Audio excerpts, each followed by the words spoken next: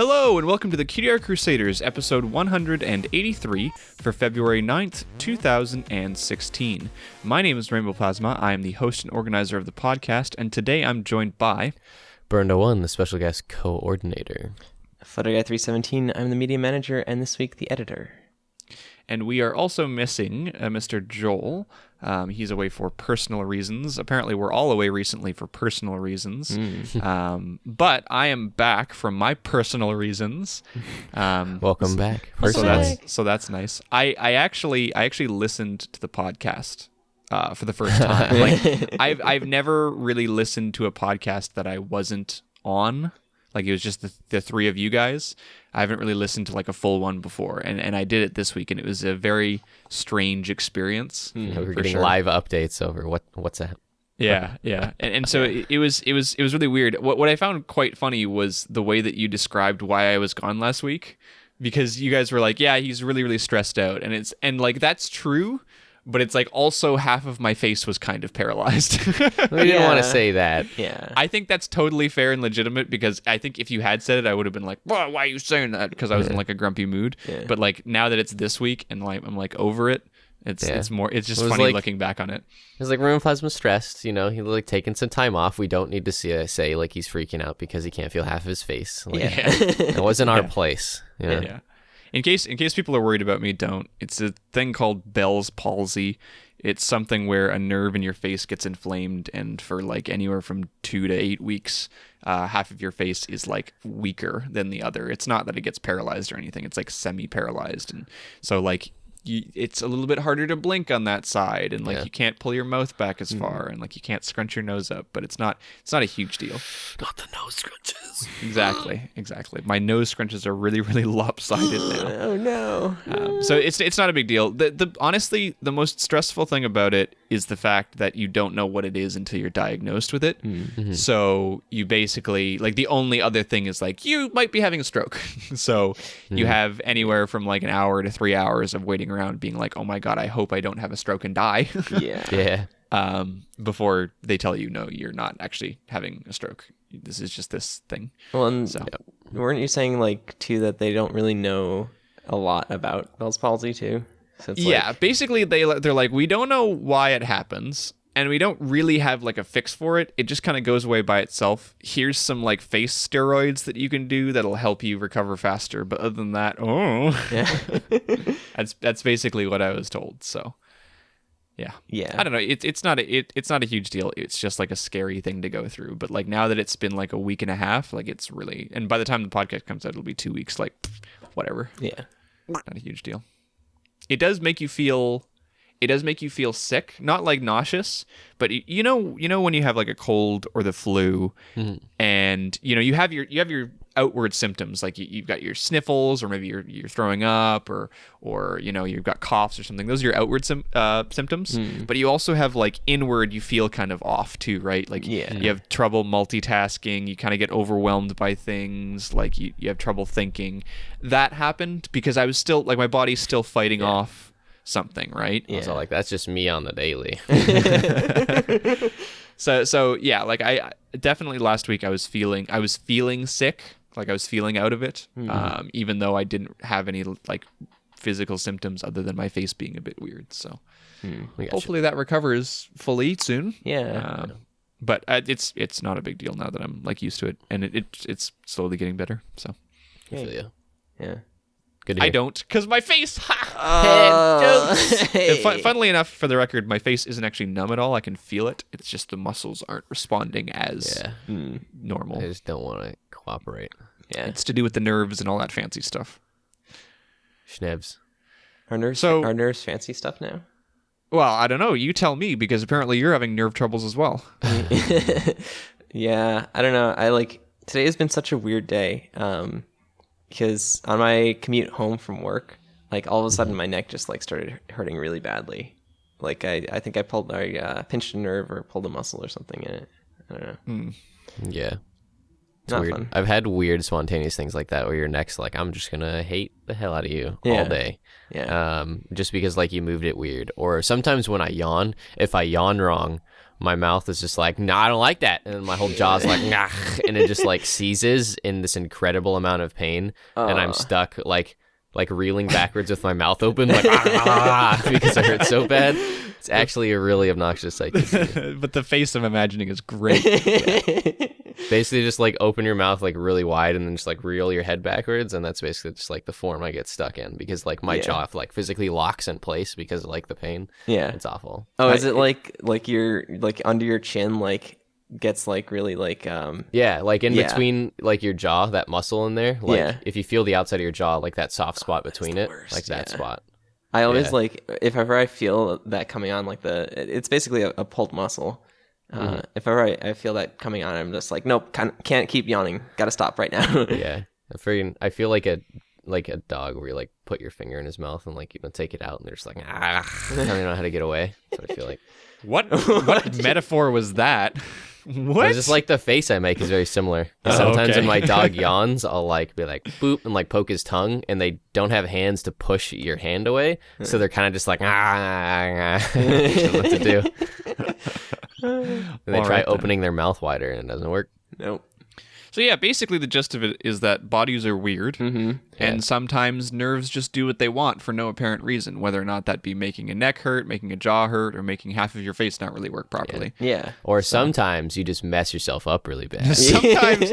Sometimes you feel left out and you throw yourself out a window like Burnt. Yeah, exactly. It was like everyone was hurting. I felt like I needed to hurt too. Yeah. But no, to fill everyone in, I went snowboarding yesterday on Thursday. And it went really well. It was really fun. But there was 2 moments in which mistakes were made. And the first one of which was at the jumps, one of the areas where like they make the jumps nice. They're making them kind of nice and big in the parks, and like ski resorts already have them, but it's kind of like, I think the X Games are going on soon or something. But point is, they had one of those parks open, and my friend is usually pretty good at them, and so he goes down. So I was trying to follow him. And what you're supposed to do is you're supposed to like basically not pick up too much speed and just let like your momentum carry you, but not actually try to go down like the mountain really fast and go off a jump really fast, because that's how you like bad things happen. You like overshoot it or go too high. So you just start slow and then let the jump carry you. But basically, so what you did was you went too fast and bad things happened. Absolutely. I didn't quite know this at the time, and so my friend went off a jump, and so I was going to follow him, but I was like trying to catch up with him because I was a bit behind, and so I ended up going off this jump really fast. And if you know how those jumps work, they're kind of really, really up high, and you're supposed to go down the ramp all nice and easy, but instead I kind of just shot way over the ramp. And so as you travel past the ramp like area, it just gets like exponentially higher. So I fell like a good, I don't know, 10 and 12 feet on my back/side and screwed up like my ribs in my shoulder. So I couldn't sleep on my right side tonight. And so like that really hurts, and I got really bad whiplash. And then when I hit the ground, I actually busted my helmet. And like the top like flap thing that like it connects to the foam that protects your skull like came like physically broken off of like all the plastic parts that hold it on. And like, so that sucked. And then so we continue snowboarding, no more jumps. My friend took me down a double diamond, and I was like, go down the first time, like, that was no problem. And he's like, all right, we're going to go down a harder part of that double diamond. So we go down again, make it all the way down, still fine, didn't hurt myself, almost fell into a river, but we're good, didn't do that. And then right at the end, since it's like over on like an unkept side of the mountain, everything turns out that it's really, really icy because there's no one taking care of the snow over there. And I didn't know that. And I also didn't know how to basically snowboard on ice. Basically, you're not supposed to bomb it really hard because it's really hard to control yourself. And so I tried to go really fast on this icy area. And then I ate it again on some kind of patch of ice or like lip. And my snowboard went into the ground, and my feet and my snowboard are locked in place, and they basically went one direction, and then my body went another, and I like twisted around and did a 180, and I tore the hell out of my right knee, and now I can't bend it. Yeah, it hurts really bad.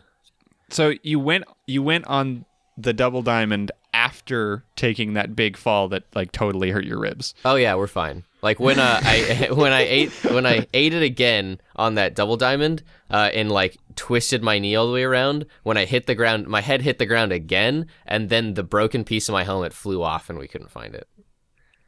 Yeah. So sorry, back up. So you hurt yourself, and then you're like, you know what I'm gonna do? A double diamond. Yeah, it was just like my ribs and my arm were hurting a little. We were fine. When like you got the adrenaline from like getting hit from the blow, so like yeah, you're good for another like 4 hours. But after I tore up my knee, that was no bueno. Like I had to go home, and then I was limping the whole way up the mountain. It was awful. Were you able to like make it down the mountain? Yeah, like I mean it hurt, but I made it down. Yeah. I couldn't do anything really like tricky. And it was also just kind of like when you first kind of hurt yourself, like the initial getting hurts really bad, and then everything kind of goes numb a little bit.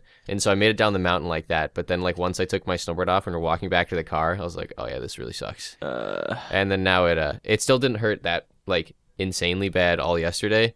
I just like couldn't bend it.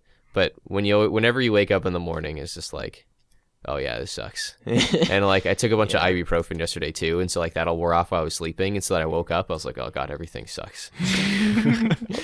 I feel like I've only been snowboarding like half a dozen times in my life, and I haven't been skiing. I've just been snowboarding. And I feel like with snowboarding, that's basically just every single trip. Like you go until you hurt yourself, and then you regret it the next day. But you're like, yeah, I guess that was fun. Like, Yeah, that's been every single one of my snowboarding trips, basically. And then you hope you get good enough to not hurt yourself. Like my friend Nick's definitely at the point where like he kind of pushes himself to do more risky stuff and then hurts himself. And so like he's doing a bunch of double black diamonds and try to find like ungroomed places of the mountain and then like doing jumps. But he's good enough to usually get away with it. And so like that was like my maybe fifth or sixth time up. But I think fifth. And so he was like, yeah, we're going to do this double black diamond. I was like, all right, friend. I mean, with a question. Yeah, I can't believe that you went on that after taking a fall like that. Yeah. It was fine. We were fine. it was fine. Yeah, bend your knee for me. Yeah. Okay. Yeah, it's so yeah, weird. we're all a bit banged up. Everyone that I happens. know that does snowboarding like always hurts themselves at some point. Well, maybe there's a common thing there, Ted. No, I know, but it's like, yeah, That's not weird at all. No. That makes perfect sense to me. yeah, that's true. Snowboarding's dangerous. Just strap this thing on your legs and go down a mountain really fast. We're good. Yeah. The snowboard digs in, and exactly what happens with burned happens, where you It's just funny when you're talking about how like you kind of like have this recovery phase though, like when you're kind of your face went numb and like it kind of changes how you feel too. Yeah. Like my body definitely feels like really crappy, kind of like when you have the flu and just like everything's drained out of you. My body's just like in healing mode, and I'm just like, oh god, I don't want to do anything. Yeah, well, that's exactly what it is, right? Like your body is like focusing its efforts on healing the parts of you that you messed up, and so all the other parts aren't quite functioning at full. So Yeah, I haven't eaten today. I just don't want to walk downstairs. see, that's also a mistake. I feel bad, but I can't imagine why. Also, I haven't eaten today. We're good. Yeah. We're good. This is the perils. This is the perils of moving into your new place, which is what I missed last week. You talked about you're moving into your new place. Yeah. What, I can't whine to my mom and get her to bring me food? Exactly. Yeah. Should whine to my roommates. I wonder if Quinn went to work yet. Welcome to adulthood. Yep. Need to call in favors from friends. Like, Nick, you made me do that double diamond. Bring me fast food. I think that's a fair trade. Yeah. If you tip them well enough, maybe you can get a delivery guy to come up to Tipping you. crap. So, yeah, I won't be here next weekend because I'm going to New York. I'm going to PonyCon and NYC, and I'm super excited about it. Get excited. Yeah. So it's gonna be Usually fun. I'm the only one who goes to pony conventions during the podcast. Yeah. So this will be an interesting experience because normally it's just like, like Max is going and doing Australian things, or maybe Joel went to a convention. Excuse but not me? for ponies. Excuse me? Back up. Canadian things, Australian things. Yeah. Wait. Doesn't matter.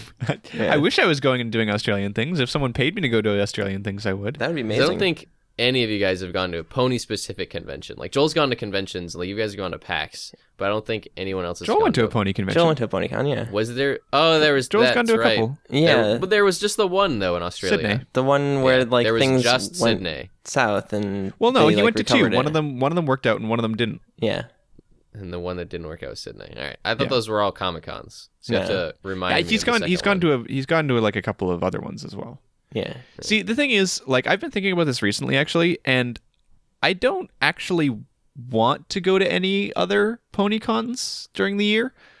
Like I was thinking That's your about it, and I was like, I really enjoy BronyCon, but I also feel like I kind of get my fill of the con thing at BronyCon. I enjoy BronyCon the most because of the people that I get to see and the people that I get to hang out with, which doesn't get to happen that often, right? BronyCon's a big deal because that's when the most people come together that I know. Yeah. But like, for example, like if I were to go to something in Canada, let's say there was something in like Ottawa or Toronto, right? Like I might go to it because it's close enough, but like I don't really know that many people there. So unless like people were coming up to see me, you know, like I don't think I would actually have that good of a time. Like I think most of my enjoyment of the cons comes from hanging out with you guys. No, that makes sense. Like I don't really go to like I think none of us really go to conventions anymore. Just kind of go to conventions. It's look like unless it's like a big Comic Con or something. But like Ted, you're going to this pony convention because like you know people there. Yeah. I have a few, Well, I and know a we few do people know going. people, right? Like we do know a lot of artists that go to different things. I don't know. I don't think it's a good or a bad thing. I was just like, it's an interesting thing for me because I recently thought about it. And before I would have told you, no, I'd love to go to more of them. But like the more that I think about it, it's kind of like, I really enjoy BronyCon and I'd love to continue doing that. But I don't know if I could justify like spending a bunch of money to go on a trip just because it's a PonyCon, right? Yeah. Yeah, no, I understand. And like in my personal reasons, like I know tons of people at all these pony cons. So like I'm going to be going to BabsCon and definitely Everfree Northwest, but like there's going to be a bunch of people I'm super excited to see in California at BabsCon, you know what I mean? Yeah, That's why I'm going to those. Well, because you've gone to a couple of these, you know, you've been able to like build up some of those connections as well. Yeah. So you But you it, have like, more of those built in. When I I understand. When I first started going to conventions, I was kind of just on the PonyCon hype, and like I wanted to do like our podcast art stuff, and then also Everfree Network stuff when it was alive. Yeah. And so like that was kind of my excuse. And then when I went and did those, like I hung out with like Everfree Network a little bit, but not really. And then I was kind of like on the PonyCon hype and saw a few panels a little bit, but then I just like spent most of the time talking to artists and then meeting new people and like making new friends. So like all these conventions that I go to, I just ended up like making more and more friends, you know? Yeah. I think that makes perfect sense. I think the difference between you and I is that I'm no longer on the hype train for the cons anymore, right? Yeah. So like I don't have that initial motivation to go and like go out there and then meet a bunch of new people who I would then want to feel go ya. back and see, right? That's what got me into it. Like, definitely won't lie. Yeah. Well, I'm excited for this one because I know quite a few people that are going. I know a lot of artists. I know a lot of like artists who are not vending, so I can like chill with them. And they're holding it at like a it's like a ballroom hall kind of thing. It's so strange, but it's You're pretty gonna have to awesome. you're gonna have to say hi to Multipony. Okay. Good fan of the show. Do you guys want me to say hi to Lauren Faust too? Yeah, sure. Because I'm going to this. They have this celebrity banquet thing, Oh, cool. which is like this dress up event, and like all the VIPs gonna ask are her gonna out? be there. I mean, maybe. Yeah, you and every other Brony. Yeah. Oh my goodness. So that's gonna be fun. It's like I'm like packing my suit and stuff. It's gonna be exciting. I'm jelly Wow, of the fancy. dinner thing. I've always wanted to do one of those balls. Think of BronyCon. I'm gonna make you guys bring dress clothes, and we're gonna do that BronyCon ball. Yeah. Is there a BronyCon ball? Yeah, There is. was last year. Yeah. Like Glacier Square went and dressed up, and she's like, "Why didn't you dress up?" And I was like, "Because this is the thing." So Burn, my one stipulation with that is that we have to dance. Oh my! I feel like I mean, what kind I of don't know. dancing? Like slow dancing? Yeah, of course. I'm good at normal dancing, but I haven't really been trained in the art of like actual official dancing. I took classes Somebody- in slow dancing, so someone needs to buy me a monocle. That's the only way I'm going I to think- that ball. I'll meet you halfway, and you have to teach me how to dance at said ball. okay. Okay, I get to be the woman.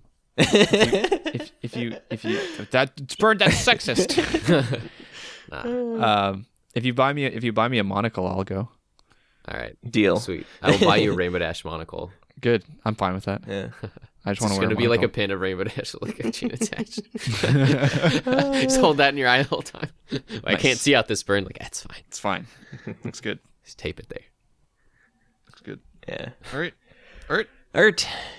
So the first that. piece that we're bringing today is called Fluttershy by Kovaliana.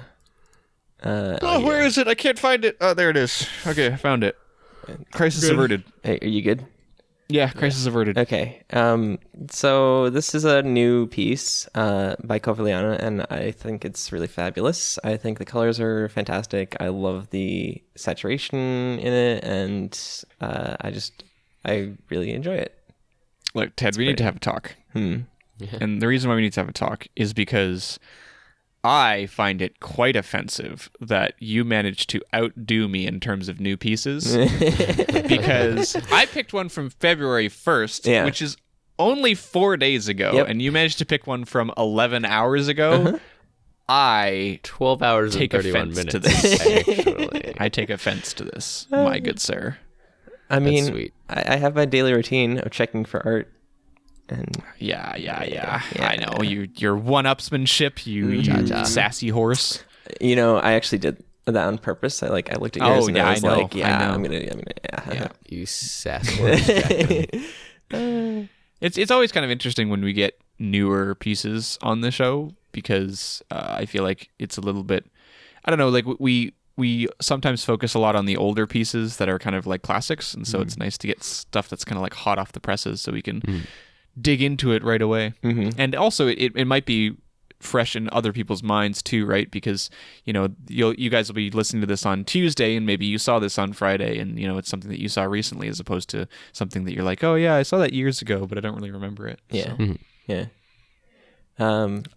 yeah. So I really enjoy Kovaliana's style, especially the way that she does the mains and stuff. And I also really like the colors that she chose for this piece in particular.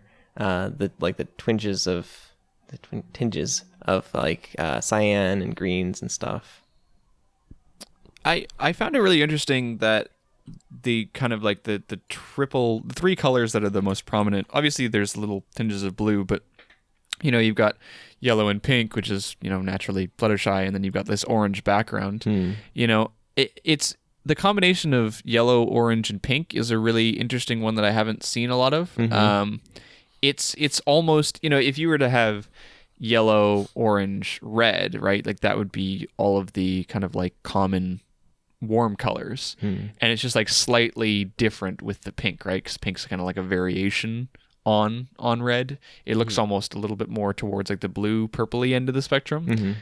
It's just a really, I wouldn't say weird mix of colors, but it's definitely a very unique mix of colors. And I don't think I would point to orange as something I would immediately go to kind of work with Fluttershy's color scheme. But obviously it does in this piece because it doesn't look awful.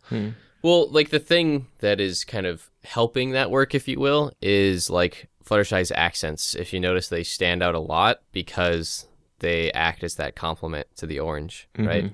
Because Fluttershy in her color scheme, she has kind of like very bright blue-green eyes, and you notice the artist put like little blue hooves and stuff like that. And then even on the hair, there's a lot of outlines of blue in there, and so that helps react a lot with the orange in the background, and then kind of like the orange colors used to shade Fluttershy.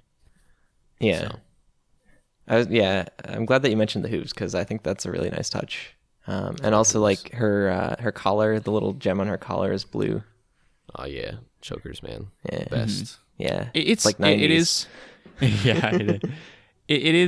It is very unique in the way, but I think it's a very smart technique to do that because what you kind of have is, I'm imagining like visualization here. You've got the background on one layer and then you've got the character on the second layer above it, right? And this is like not like Photoshop layer, but like visuospatial layer. Sure. And those two, the background's orange and then she's yellow and pink, and they kind of go together, but they don't really have a connection between them. But when you add the blue on top, right, the blue and the orange combine and kind of lock into each other as complements. And so it kind of ties those two visuospatial layers together because of the added blue, which would happen naturally because of the eyes. But I think it was smart to emphasize that complement through other accents, such as, you know, the hooves and everything like that. Yeah, and little stripes in her hair too. Yeah. Because like Fluttershy herself is just kind of an interesting color scheme. Because like even in the show, she's pink, yellow, and then kind of like that blue green, right? And we've looked at it. I think we've looked at it maybe on the show, but I tried getting like a color wheel and like picking it out, you know, to look at her color scheme. And I believe it's either split complement or triangular color scheme, meaning that on the color wheel, instead of being directly across from each other, like blue and orange is here, they're kind of like slightly off from each other on the other side of the color wheel, or they take in 3 points and create kind of like 3 equal points, like a triangle. And I believe it was triangular, because if you kind of narrow her colors down, it's yellow, blue, and red, except the red is a really high lightness, so it looks pink, and then her eyes are a higher lightness as well, and like even like her colors are very pastel, but you kind of have like those primary colors, but you shift that red towards pink. Yeah. And so Isn't that called a triadric color scheme? yeah, I believe so.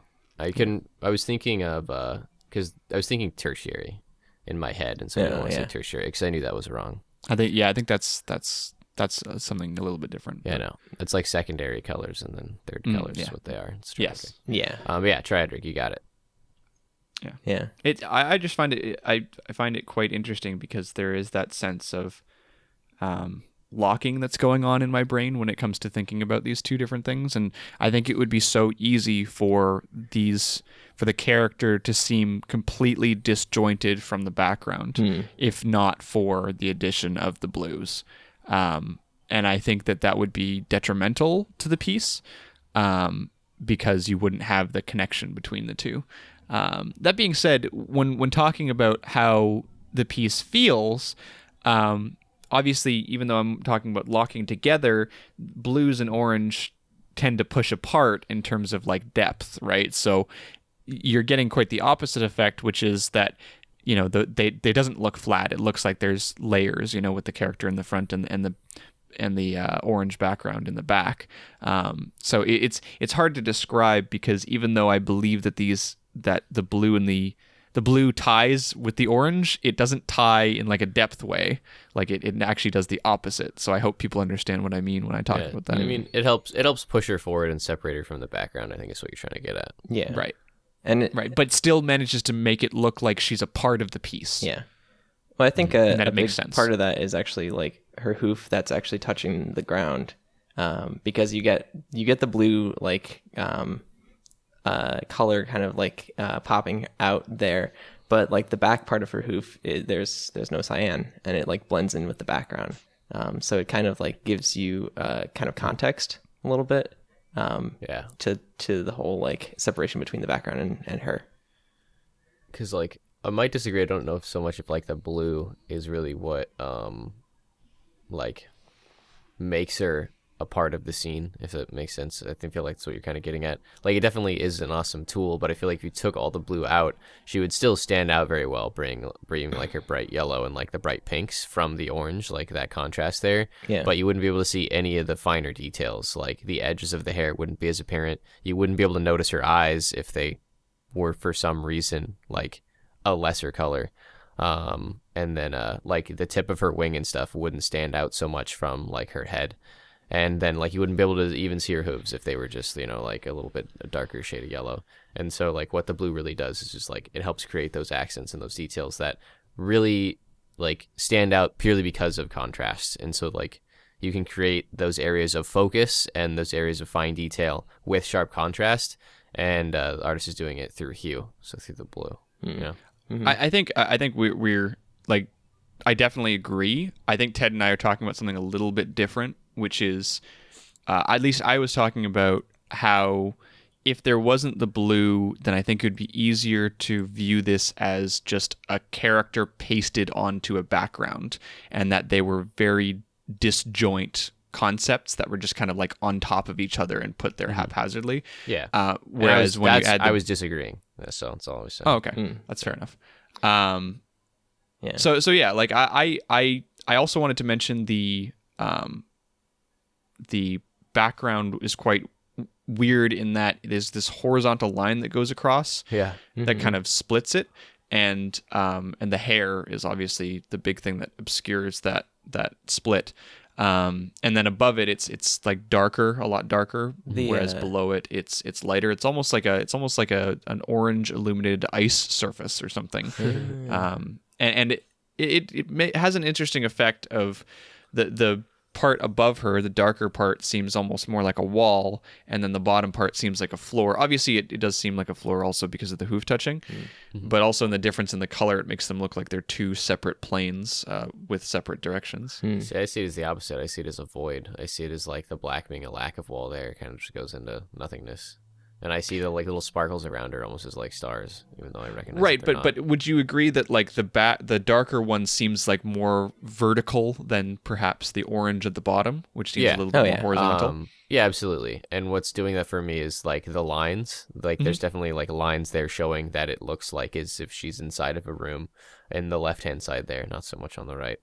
And then like kind of the gradient and kind of glow of color. And then like there's also again like vertical stripes that go like painted up this like if it would be wall. So there's definitely like this kind of like interesting pseudo like 3D space around her, especially like with her hoof making contact in this space. But like the area in the background is kind of just like, I don't know, left to the imagination more so, with kind of these strings and stuff being like hung from the top of the picture plane, and these stars that aren't just like actual stars. The stars, you notice, they're actually like physically hung from little strings going to the top of the picture plane. And so like there's definitely kind of an interesting play with brushes and things going on there. Yeah. I was going to say the background kind of reminds me a little bit of like Madoka with like the whole witch world. Madoka Magica. I was looking at that on Netflix last night, dude, and I was like, should watch this. You should, yeah, you and then should you watch don't it. because Watching you're a bum. 7 Deadly Sins instead. Come on, you got time. You it. busted your knee. Just go watch it. It's only 12 episodes. Probably the next 3 days, if I didn't have a guest, I would just like watch all the animes. Yeah. Just don't watch the dub version. Watch the sub version. We just installed like my TV in my new place too. It's up and running, so I can just become a couch potato and just live there. Sweet. The choker day, every probably day. also reminds you of Madoka. Yeah, probably. It's kind of like The frilly bits. Yeah. It's definitely a frilly choker. Yeah. The last thing I wanted to point out with this piece before we move on is just the chromatic aberration that Kovliana used. And she uses... what? Huh? She uses Oh, you mean the red-green the red-green like separation. split? Yeah. Okay. So if you look at the stars or like the tip of Fluttershy's wing, you'll notice that it looks like very strange and it's like out of focus, and it's but not like because it's blurred. It's because the red, green, and yellow planes are separated out and shifted, and it's an interesting thing to use. I'm not really sure what its like purpose is in this piece, other than it's just like, you know, to give it a little bit of a jarring effect, but.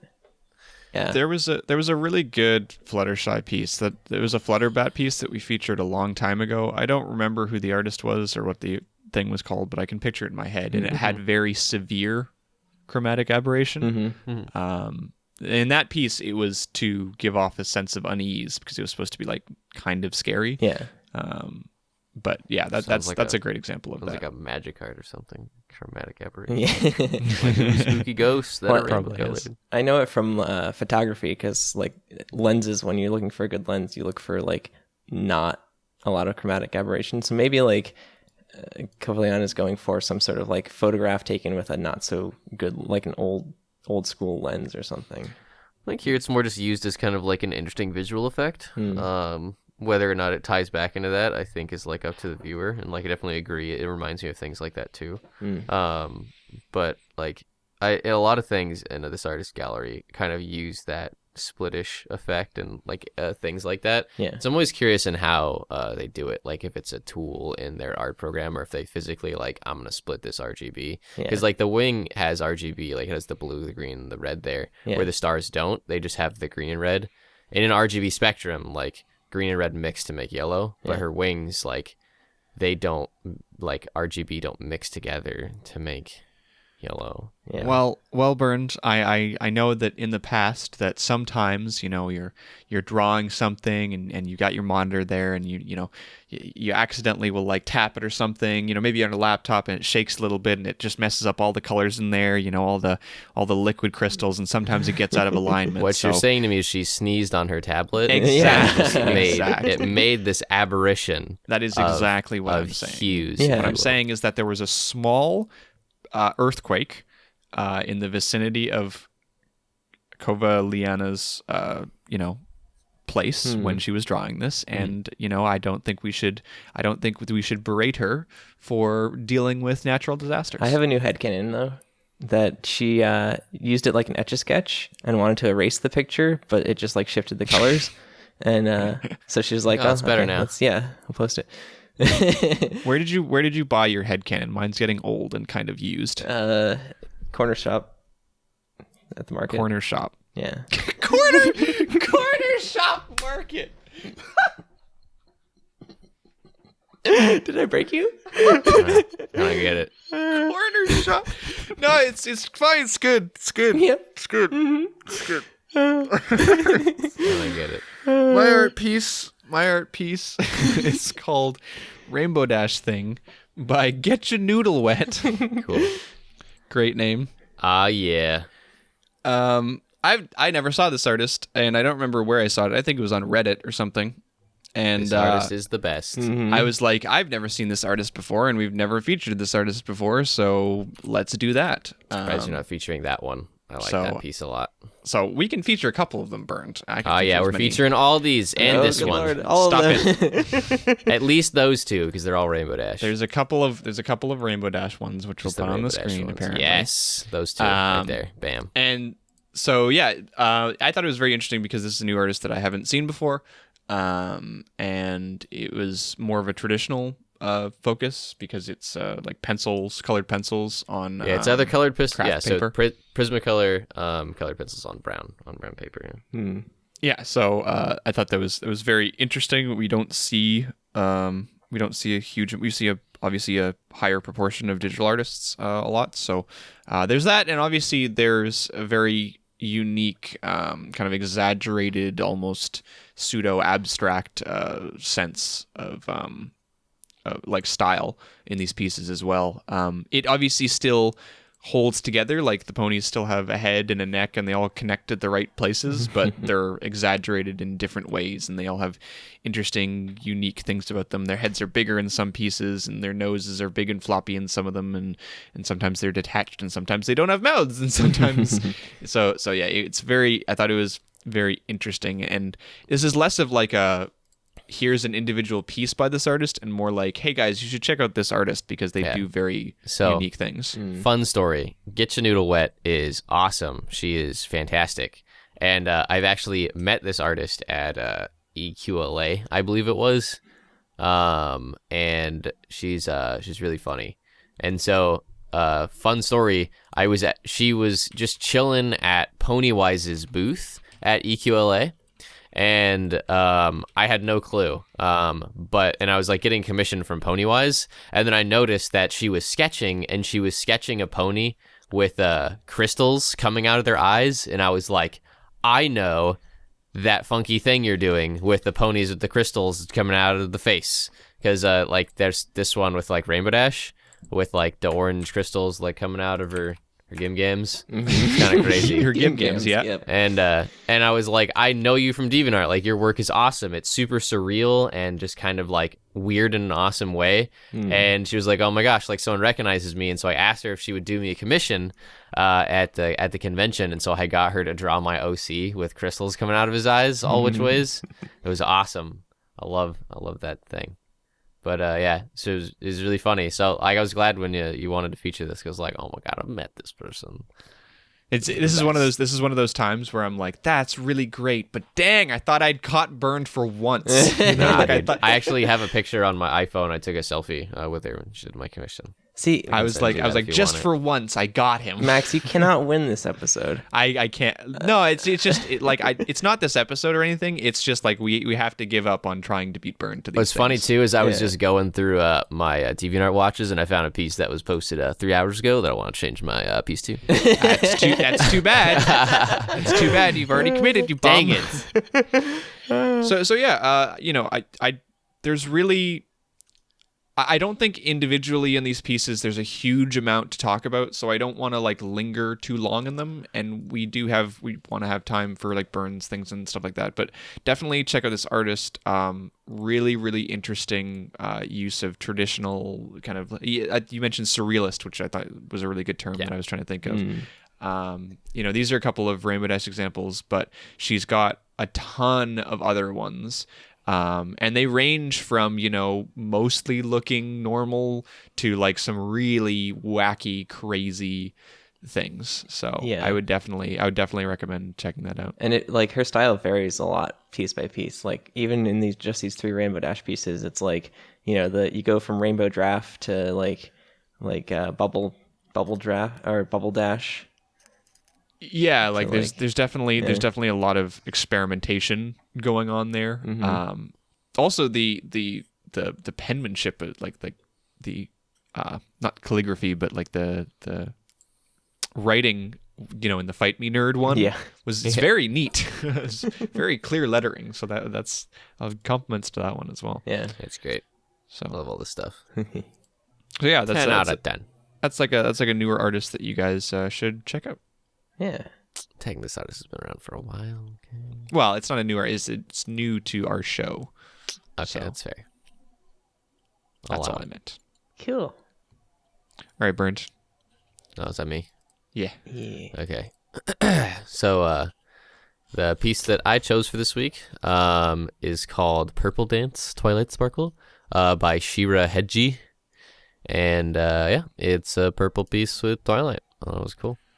Purple Dance Twilight Sparkle. And she's dancing. Oh, yeah. It's a purple dance. Can you do the purple dance? Burns, can you describe to me exactly what constitutes the purple dance? Well, you see, you got to get that guy from the safety dance in like maybe, I don't know, like a medieval castle or something, or like a medieval village, and then you get everyone around, and then you dance around the entire village, going like, "You got to do the purple dance, the purple dance." Because you see, if Twilight's friends don't dance, then they're no friends of hers. Yeah. So I'm gonna pay for you two to go to improv classes. Like, my goodness. You know what? I will give you a B+ for effort, Burned. I threw you in there and you did something. You said words. Safety dance, dude. Like I probably would have gotten an A+ if you could have seen me in my chair. Like I was doing the safety dance. Like I was doing the little S. Like you point over your head one and you go under your chest. And you're like, safety I dance. will say that definitely does get extra marks. So stop dancing. For God's sakes. Sorry. What do you like about the piece? Both Ted and I are over here like dancing. Yeah. I can hear you both dancing. Dance the dance of life with me, Rainbow Plasma. She can dance she can dance if she's purple. She can dance if she wants to. She can leave her greens. She can leave her friends behind. She can leave her greens behind because there's no. Because if her friends don't dance and if don't dance, then you're no friends of mine. hers. Oh, hey! All right, nailed it. So, on a more serious, less dancey note, one of the reasons why I enjoyed this is because I felt like it was. What's a good word? I guess interesting is a simple enough word. It was done in a very interesting fashion, and there's something cool going on with how she's rendered with like specifically like her color, because like everything's kind of just like purples and violets, so feels like a very monochromatic piece in there. Like the two far stretches are the pink and blue in her hair, and Cutie Mark, I suppose, and then like how she's shaded, but she's on like a very desaturated purple background, and then there's like these very interesting planes of like colors and gradients using to separate out the portions of her body and then create focus. So I guess like the coolest spot that I guess I can direct people to when they're like looking at this is like like ask yourself where the biggest plane of focus is, and like you should say like her face, like her eyes and her head, because it's the brightest thing, it's the most like brightly reflecting thing, and it's also the area of highest contrast, meaning the area where there's the most hues up against each other, and then there's the most lights of darks sharply transisting or like going bunched up against each other. Yeah. And so like it makes you look like right at her face, and it's awesome. It's really well done. But then there's other really interesting parts that attract my eye, specifically her bum, because her butt is like this really, really dark purple, like almost like unnaturally dark. Yeah, it's just incredibly oddly dark. And so like how she's spotlighted, creating so much contrast on her face, like she creates this really interesting contrast like with her basically like her lower half, or I guess upper half, because it's like above her head. And so it creates kind of like this interesting like figure 8 infinity like design area with like light space and dark space. Is kind of Well, there's also the contrast with the background as well, because the interesting thing about that spotlight that you were just mentioning to me is the fact that if you were to take out this like lighter purple background, then it would kind of make sense. She's in a dark area that has a spotlight on her face, and that's why everything behind that spotlight that's kind of blocked is darker, because, you know, the spotlight isn't hitting it. But then you're contrasted with this background, which is very clearly light, and that she's a part of too, because she directly casts shadows onto it. So you've got this weird, like, your brain is telling you two different things. Your brain is telling you the room that she's in is light and very well lit because she's a part of it and it's got this light purple background. But then it's also telling you, based on the lighting on her body, that there's a spotlight and it's not very well lit. Yeah. So your brain's kind of going like, what? So like her tail and her like the top of her butt are basically just like really dark, and like there's even like a slight haze like on her tail to show depth there. So there's just a bunch of really interesting like depth cues going on, and like design choices that are happening that I thought were just really visually interesting. And like a good word for this is it's kind of either entrancing or like enchanting. It kind of like mesmerizes you a little bit to look at it, and I felt like that was very fitting if like the artist wants this purple dance going on, right? Like kind of this like I don't know, like entrancing, interesting dance going on. Like there's kind of, if you will, there's kind of an interesting dance going on with how the artist has chosen to detail certain aspects of this artwork, and I thought it was just really well done and pretty. That was a nice tie-in. I enjoyed that. Thank you. Yeah, appreciate you. I think it just has great energy. That's what I took away from this piece. Like dancing. I think the art piece really gives off a sense of energy and a sense of flow, and whether or not there's motion cues, there's body kind of contortion, there's little details in the feathers, but there's also facial expression, and there's also lighting and all of these different things that I think gives off a certain energy about the piece. And I think it does match that kind of, and even, title gives context as well, right? You've always mentioned that if you title something, that's part of your art piece. Your art teacher used to always say that, right? Yep.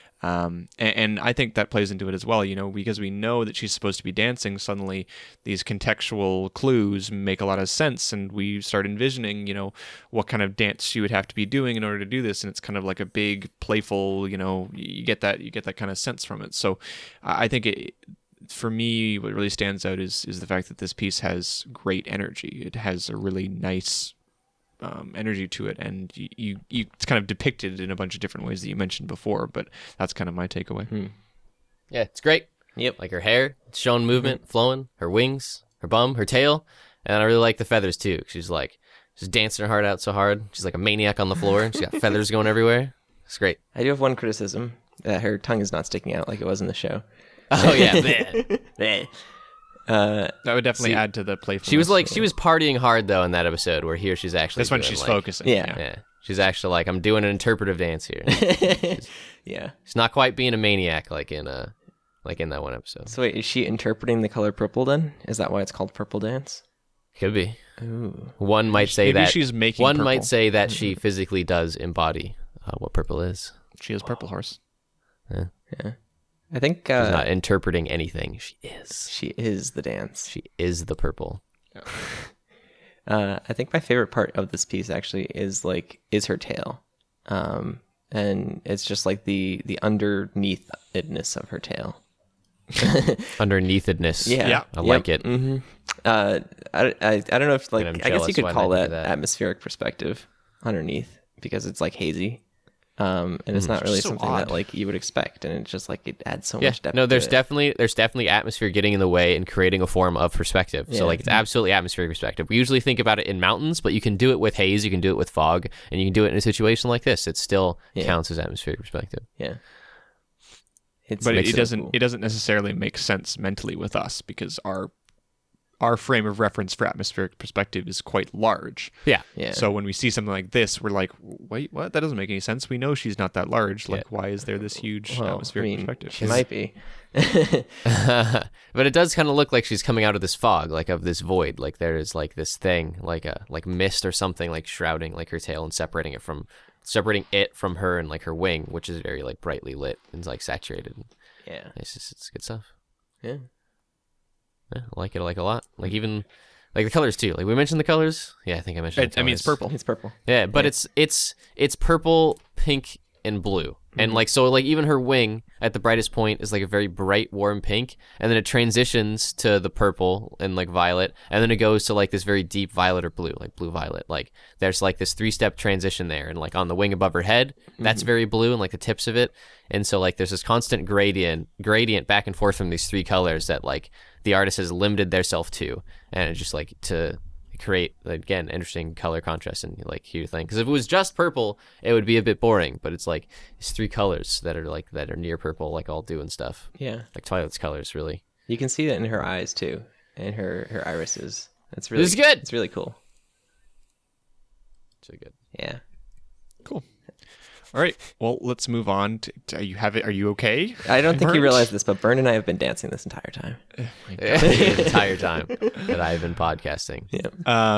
Let's move on to the questions. I So the first question this week comes in from Sonnenblitz. And they say, do you talk about your show and the experiences it brings with your family and friends, and what do they say about it? That you run this little place for blah, blah, blah. Okay, that last part's conjecture. Basically, it's do you talk about it with your friends and family, and what do they say about it? Yeah. Yes. I have. And your mom knows everything. my mom knows everything. Yeah. I don't know. I Your shared mom's like one of those anime characters that knows everything.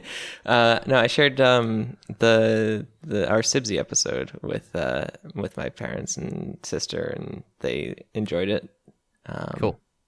And yeah, like my friends know that I do it, but I don't know exactly what they think of it. I don't know. I think like some of them were like, "Oh, I'm actually kind of jealous that you have this like fandom outlet and stuff." And it's like, "Oh, well, okay, cool."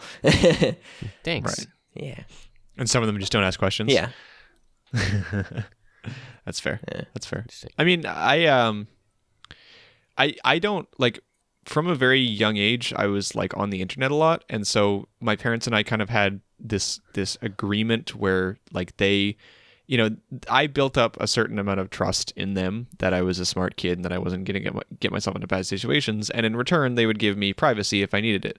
And so what I would do is, because I used to work on like online video stuff before I did like pony stuff, like we kind of set like a precedent there where I would come and show them things if I felt like it was necessary, but I wouldn't show them everything, and like I wouldn't really keep them in the loop. They would just want to make sure that I was like safe and that I was still like having fun with it and things like that. Don't you go to those dangerous places of the internet, young Mac. So I guess because of that, when I started doing this podcast, it was just kind of the same thing. It was more like if I wanted to talk to them about it, I would bring it up. But I really didn't for like a long time. I didn't talk to my parents in general about like the pony stuff for a long time, mostly because I moved out a couple of months after I started doing it. So it wasn't really relevant to their lives. And then I eventually, I mean, a part of it was like the whole like be secretive about it too, because like we all did that. Yeah, me too. But like eventually, like I just stopped caring and like, but like I didn't. At that point, you don't really have like a sit down conversation and be like, "This is what happened." Because like, Mom and Dad, I have a confession to make. Oh God, you're gay? No, I just like ponies.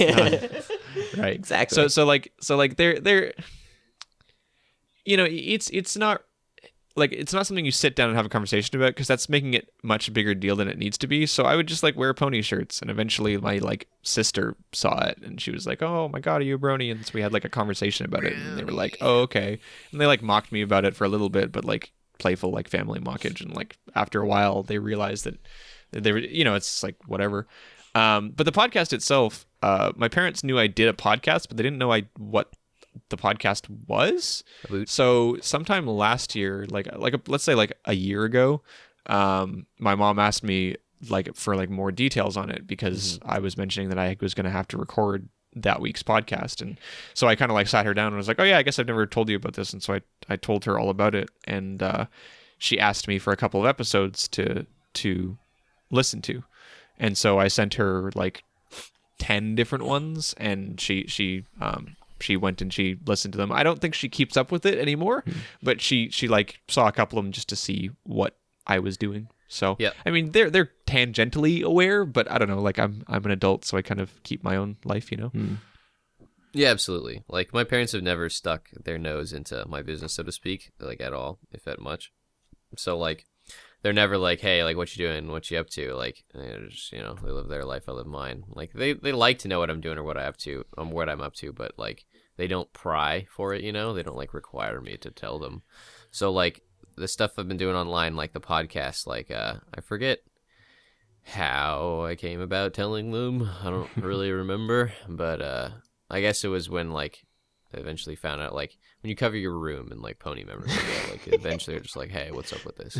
Yeah. And so like we eventually had that talk, and so like eventually told them about like the podcast I do and like how I enjoy it and like fulfillments I get out of it, and then also like, "Oh yeah, by the way, I'm going to all these conventions." They kind of want to know what's up with those, and so my parents definitely know of the podcast, and like they think it's pretty cool, and so like my mom's definitely multiple times like asked me for like links to the YouTube page, or like, "Hey, what's your YouTube channel called again?" And then she's like showing it to my grandmother. And I was like, "Oh god." and so like my sister's seen episodes, and like all my friends have seen episodes, and so like my friends are really cool with it. I had one friend, I don't remember who, I think it might have been Brandon, but like they were just watching, or no, it was my friend Nero. He was just watching my podcast just to support me. So like he was just being a viewer, so he would like leave it on in the background and like run it, and like he was like, admittedly I don't pay a lot of attention to it sometimes, but I just like just trying to support something you did. I was like, "Oh wow, that's like, it's oddly nice of you." Right. Yeah. So is your... And I guess sorry, I was just gonna say, like as a side note, like as you were mentioning friends, like I think it goes without saying that like all of our online friends that we met through the pony fandom like are completely 100% aware of it. Like Oh yeah. a lot of the times, like the people I know in person, it's not really relevant information, so it's not something that comes up a lot. Most people don't actually know that I do a podcast. My roommates know that I do a podcast, but like online, like everybody knows. Yeah. So like my roommates now, like they're super cool with the fact that I do a podcast. They think it's awesome. And like all my friends online I've either met through like you guys or through the podcast, Yeah.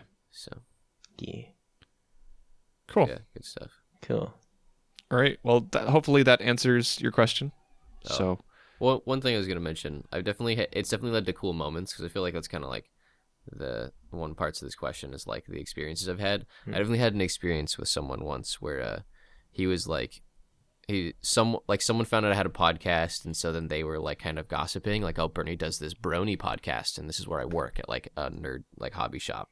And so like me being a Brony is kind of like a bit of a jokey thing there or whatever, right? Like I'm the resident Brony, and so someone gossiped to him like, "Oh yeah, Burned every week does this podcast about ponies," And then they were like, didn't know what any of it was, so they're cracking jokes back and forth about what I did. Like I made some kind of like puppet show out of like socks with ponies. I don't know. Really creative individuals. And so he was like kind of giving me some flack about the show, like, "Oh yeah, you just do like this podcast and just talk about horses and like what's going on in the pony world or something." And I was like, "No, actually I do it about art and fandom art, and I interview artists, and then sometimes I go to conventions and then I interview the artists there, and I've been lucky enough to interview VIPs." And then he was like, "Oh, like you go to conventions and like actually like interact with things like that," and like, and in a way it was like a great ego boost, because it kind of like blew him away. Like he didn't expect that answer. Like he thought it was just some jokey thing where I talk about horses, but like I actually take it seriously, and like we do a lot of cool stuff.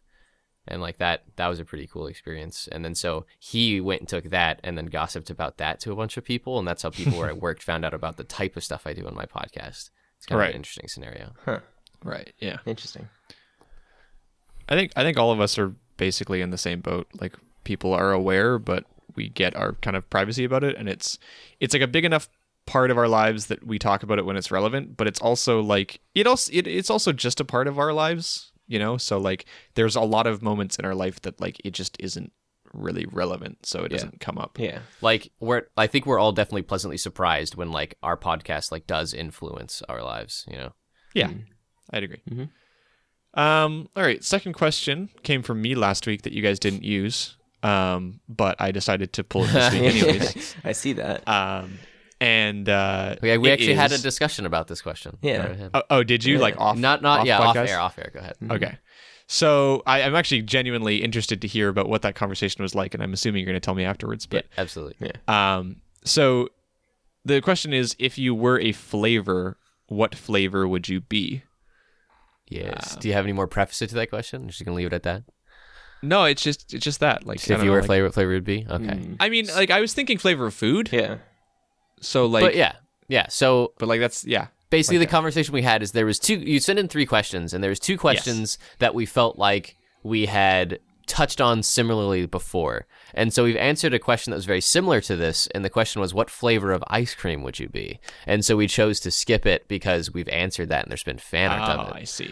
Yeah. Yeah. I think. Yeah, like, but I feel like what flavor of ice cream would you be was different. very much like what's your favorite flavor, whereas this one I was thinking less along the line of what's your favorite flavor and more like what flavor do you think that you embody? Because like I think we have maybe even been remembering incorrectly, and like what's your favorite flavor of ice cream, and then someone drew us as that ice cream, and then it happened to be like what flavor of ice cream would you be? And so we felt like it was just similar to that. Right. But yeah, so like this is specifically like just what flavor of food or flavor in general would you be? Just what flavor would you be? I would be spicy Rodriguez. What is spicy Rodriguez? I don't know. Did you just name yourself? No, like you're not. We're not making like, OCs. if I would be a flavor, I would be spicy. But what's Rodriguez? But what kind of spice are we talking about? Because Rodriguez is just a sassy name, so I'd be spicy and sassy. What kind of spice though? Because spicy is very vague. Would it be like right? a wasabi type spice, or like a habanero type spice, or like ghost pepper? Are we talking like dry spice? Are we talking like probably like Tabasco? Probably just like a habanero type spice, where it's very like it's warm and lingering. Now, would you be like a habanero, like a mango habanero spice? So you're like spicy but sweet. I mean, like. I guess I can be. Okay. Yeah, let's go for that. Okay. I think I'd be salty. Especially after the answers to this question. Hey. Just be a never-ending bag of Lay's chips. Yeah, you know what I was actually thinking about? I was thinking about like, that because I was thinking salty, but also kind of like, I don't know. There's. It's one of those things that like goes really well together with like meats. When you like take like a nice cut of like meat and you put like a little bit of salt on it and you get that flavor. Yeah. Oh yeah. It doesn't taste like salt. You sear that sucker. Yeah, it's just like the combination between like it doesn't taste like the raw meat, or not. It's not raw, but like it doesn't taste like the cooked meat. It doesn't taste like the salt. But when you put them together, there's like this other flavor. Is that you are an enhancing quality, because the only reason that people actually add salt to food other than to preserve it is to enhance a flavor that already exists. And so if you use salt correctly, you actually don't taste the salt. It just brings out the flavor whatever you put it on, which is why you put it on meat and then just sear it. And so you have people who just put salt and pepper on meat because it brings out the quality in the meat that you want to actually taste, that is flavorful. Yeah. That's why you put it in baking. It makes bread more delicious. Right. So you are a flavor enhancer. Ooh. If I was a flavor, I would be a flavor enhancer. See, not just someone who's super salty on the internet. Not just that. I mean, that's a part of it, right? Like at my core, I'm a salty Sanders. At your core, a salty Sanders. Yeah. See, at your core, you're a never-ending bag of Lay's chips where no amount of licking can remove the salt from your fingertips. Can we just say that you're like sea salt? So like, if you're eating raw, like you're just a salty person on the internet. But if you go with something else, then It's like glorious. I don't like where these conversations are heading. I feel like that. We That's were in a good. very nice No, place, and now Ted we've was- gone down a very non-nice place. That was a great place. Yeah. Ted was on something there. Yeah. No, before it was like you're salty and that's fine, and now it's like no. Let's make you specifically a salt that you can't have by itself. Like we've got to make it worse. I feel like if you were to just like take a good solid lick of any one of us just on the internet at face value, it probably wouldn't be pleasant. I'm not salty or anything about this, you know. Yeah, you're showing your true flavors, Max. Comes out now. You should make an anime out of this. All right, Ted, go. All right, I would be Bernays sauce. What? Bernays sauce. Hell is Bernays. It's Don't know. See, you can't just say someone's name and then sauce. Okay, burned is not a sauce. no. Bernays is actually a sauce. I think I'm pretty saucy. What does it taste It's like? a savory. Oh God, I don't even know. It's like Just right there, you're savory. I don't care. Yeah, You're a it's savory like- fella. it's like- No, but like you've got your. I feel like you would have to have like the sweet in there. maybe. Let me hold on. I'm googling Bernays sauce to tell you what it tastes like. It's looks like mayonnaise. It's made of People also searched for on Google when looking for Bernays sauce, hollandaise sauce, bordelaise sauce, tartar sauce, tarragon, and whatever kind of steak that is. It's similar to hollandaise sauce. Bernays or béarnaise sauce is a sauce made or Clarified. is a sauce made of clarified butter and emulsified in egg yolks and white wine vinegar and flavored with herbs. I'm sorry. I'm going to cut off your answer because I just was thinking about the fact that I was thinking about the salt thing again. And I was trying to think of I feel like that didn't really describe me properly, but like I want to get it right. And it's because if you have salt by itself, it's like kind of you're saying, like if you have salt by itself, it's kind of like, whoa, a bit it's in your ridiculous. face. Yeah. But Makes you if you like mix it in with things, then it's like, oh wow, this is actually an enhancer. So, yeah, it's the best. yeah, Exactly. you were right, Ted. Yeah. You were right. I like it. Yeah. So I don't know what the hell sauce you're. I don't know. You're gonna have to sell me on it. So- I sold myself on the salt thing here. Yeah. I need you to sell me on what you're. Correct me if I'm wrong, Ted. Like it's similar to a hollandaise sauce, but it has more herbs in it. Yes. Because like hollandaise sauce is kind of just like what, like mayo and like egg yolk or something. Yeah. And then maybe like vinegar or something that's very like tangy like sauce. Yeah. Where Bernays looks like a milder version of that, like with herbs. It is. So and it's butter. So what does it taste basically like it goes really well on steak, and it's basically like a buttery, herby, kind of tangy, a little tangy, a little bit sweet, but just like oh yeah, there's no mayonnaise in the béarnaise sauce. I was thinking that because its name looks like bear mayonnaise, béarnaise. yeah. Bear mayonnaise. Yes. But there's no mayonnaise. There's butter, and the tanginess comes from All right, like, wine look, vinegar, Like, which this is a that's- lovely We vinegar. need to wrap this Yeah. up. I really have learned too much about béarnaise sauce, and honestly, at this point, I've heard the word so much I hate it. now. Basically, I would expect this sauce to be a very, very pleasant sauce that you like. You wouldn't get tired of because It's you a feel- light. It's a light kind of steak because sauce. you're a very pleasant individual and like no amount of existing around you becomes tiresome, and so like I would have to be able to eat a lot of this sauce. Right, so it's something. It's something. Sometimes you have sauces that like you have to put on just a little bit because it's Yeah. quite overpowering Yeah. in the flavor. This Like, one's if you- more like you can just drizzle this wherever. Like if you were to say you're a horseradish sauce, it'd be like I can't freaking handle right, it. No. Like, no, get yeah, away that from me. wouldn't make, You know? that wouldn't make sense. You could yeah. theoretically put Bernays sauce on anything, and it would taste good. Right, right, and it's just very light. Okay, see, there we go. That's the selling point.